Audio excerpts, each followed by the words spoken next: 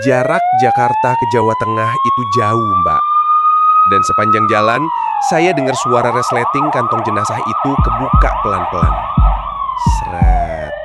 Padahal saya nyetir sendirian. Selamat malam. Profesi mereka mulia, tapi risikonya juga berhadapan dengan dunia lain. Sopir ambulan. Mereka sering jadi saksi terakhir perjalanan seseorang menuju liang lahat. Tapi apa jadinya kalau penumpang di belakang belum siap untuk pergi? Betul, Mbak. Sejak kejadian itu, saya minta mutasi. Gak berani lagi bawa jenazah jarak jauh sendirian.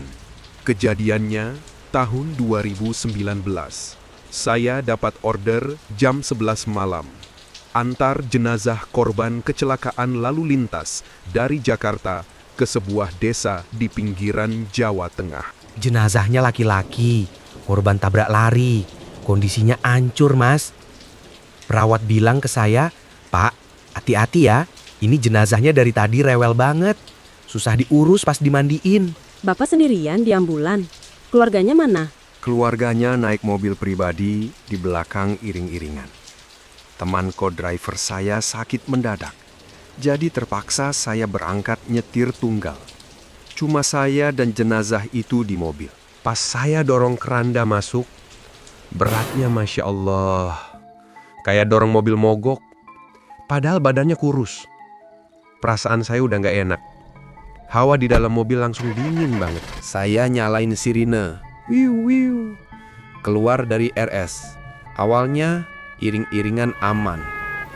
Tapi pas masuk tol Cikampek, hujan turun deres banget. Jarak pandang nol. Dan mobil keluarga di belakang hilang dari spion. Masuk tol Cipali. Jalanan sepi banget, Mbak. Kanan kiri cuma gelap sawah. Saya coba kontak mobil keluarga di belakang via HP, tapi sinyal hilang. Wah, di situ saya bener-bener sendirian, Mbak. Lagi fokus nyetir, tiba-tiba saya dengar suara dari belakang. Seret, seret. Kayak suara kain parasut yang digesek-gesek itu loh. Saya pikir itu suara tas medis yang geser karena mobil goyang. Bapak berani nengok ke belakang? Saya cuma ngelirik spion tengah, Mbak. Kaca pembatas itu kan transparan. Saya lihat kerandanya masih anteng. Ah, perasaan saya aja kali, pikir saya begitu. Tapi 5 menit kemudian suaranya beda, Mbak. Ini jelas banget. Suara resleting dibuka. Zret. Bersamaan sama suara resleting itu, AC mobil tiba-tiba bau anyir darah. Bau besi karatan campur formalin. Padahal sebelumnya AC-nya wangi pewangi jeruk. Tiba-tiba, duk, duk. Kaca pembatas di belakang kepala saya digedor kenceng banget. Saya kaget sampai mobil hampir oleng ke bahu jalan. Saya mikir, apa kerandanya lepas dari kunci relnya terus ngelinding nabrak kaca? Tapi gak mungkin. Saya udah kunci ganda sebelum berangkat. Terus ada suara, Mbak. Jelas banget di telinga kanan saya. Suara cowok berat kayak orang kumur-kumur darah. Dia bilang,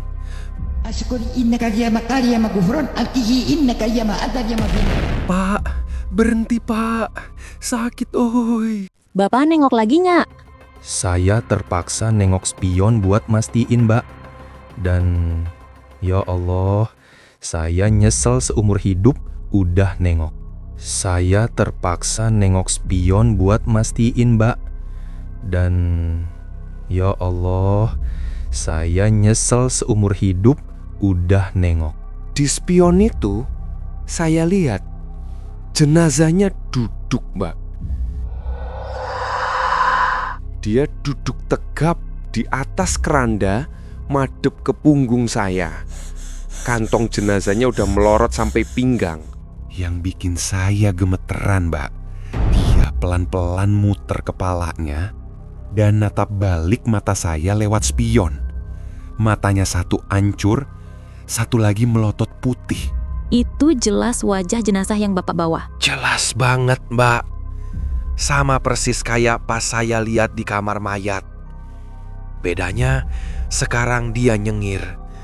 Mulutnya robek, tapi dia senyum ke arah saya. Saya injek gas dalam-dalam.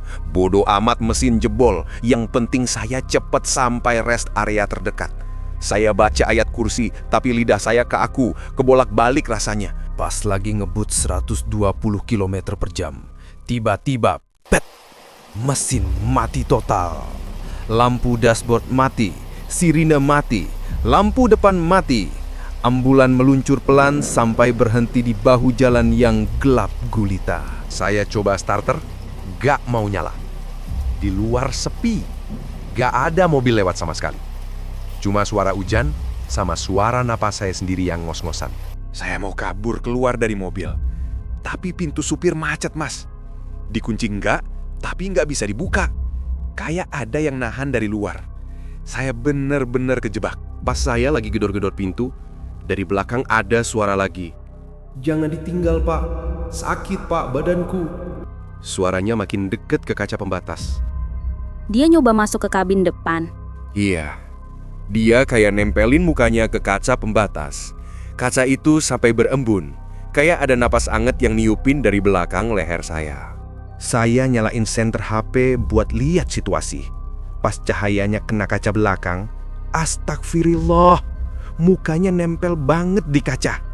Dia lagi melotot ngeliatin saya dari jarak cuma 10 cm. Dia gak cuma diem, dia neken kepalanya ke kaca sampai bunyi krak. Kacanya retak, Mbak. Kalau itu pecah, dia bisa masuk ke tempat duduk saya. Saya udah pasrah, Mas. Kaca itu udah mau pecah. Saya cuma bisa teriak-teriak minta tolong sambil nutup mata. Saya ngerasa anjun badan saya kalau dia berhasil masuk. Pas saya pikir tamat riwayat saya, tiba-tiba ada cahaya biru nyorot dari depan. Silau banget. Itu mobil PJR, patroli jalan raya, yang kebetulan lewat patroli. Polisinya gedor kaca saya. Saya langsung sadar, saya buka kunci pintu, yang tadinya macet tiba-tiba langsung klek. Bisa dibuka gampang banget. Saya lompat keluar, jatuh ke aspal basah. Saya peluk kaki polisinya. Saya teriak, "Pak, tolong Pak, mayatnya hidup, dia menyerang saya." Polisinya percaya. Awalnya enggak. Mereka pikir saya mabuk atau halusinasi karena kecapean. "Tenang Pak, minum dulu," kata mereka. Tapi saya maksa mereka cek belakang. Satu polisi jalan ke belakang. Dia buka pintu belakang ambulan. Saya ngumpet di balik punggung polisi satunya.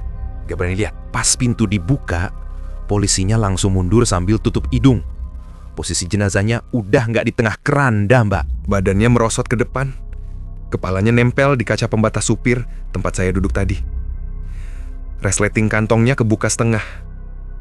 Tangannya nempel di kaca kayak mau ngebuka. Polisi itu nyenterin kaca pembatas. Dia lihat retakannya. Dia bilang, "Gila, ini ditonjok dari dalam ya?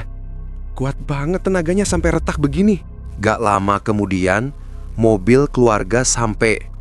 Ternyata mereka kejebak macet parah karena ada longsor kecil di belakang. Mereka kaget lihat posisi jenazah yang udah acak-acakan gitu. Dibantu polisi, jenazah itu dibalikin ke posisi semula. Itu beratnya minta ampun, Mas. Kayak ngangkat batu. Dan pas mau diresleting, matanya melotot. Terpaksa ditutup paksa pakai tangan sama keluarganya. Kakaknya almarhum bisikin saya, "Maaf ya Pak, adik saya ini meninggalnya masih penasaran. Dia tabrak lari, pelakunya belum ketangkep. Mungkin dia mau ngasih tahu Bapak sesuatu tadi." Akhirnya mobil bisa nyala lagi setelah didorong polisi. Aneh kan? Tadi mogok total. Perjalanan dilanjut, tapi kali ini dikawal PJR di depan dan kakaknya almarhum nemenin saya duduk di depan. Sampai di rumah duka pas subuh. Warga udah rame. Pas keranda diturunin, saya langsung lemas, Mas. Saya duduk di teras rumah sambil gemeteran minum teh anget. Retak 1000, Mbak. Besoknya, pas saya bawa ke bengkel kantor, mekaniknya nanya, "Ini abis dihantem helm ya Pak?" Saya cuma senyum kecut. Kacanya beneran pecah. Habis kejadian itu, saya demam seminggu. Saya minta mutasi jadi sopir operasional kantor aja. Gak mau lagi pegang ambulan jenazah. Apalagi luar kota sendirian. Dan satu lagi, Mbak, Bau anyir darah di mobil BK10 itu gak hilang-hilang sampai sebulan. Padahal udah di salon, dikasih kopi, pandan, baunya tetap nempel. Luar biasa. Kita harus hormat setinggi-tingginya buat para pengemudi ambulan. Mereka nggak cuma bertaruh nyawa di jalanan, tapi juga mental menghadapi penumpang yang tak kasat mata. Jangan lupa like dan subscribe ya. Kalau kalian punya profesi yang juga menyimpan cerita horor, DM ke Instagram kita. Sampai jumpa di cerita berikutnya. Hati-hati di jalan dan jangan lihat spion tengah ya. Hati-hati di jalan dan jangan lihat spion tengah ya.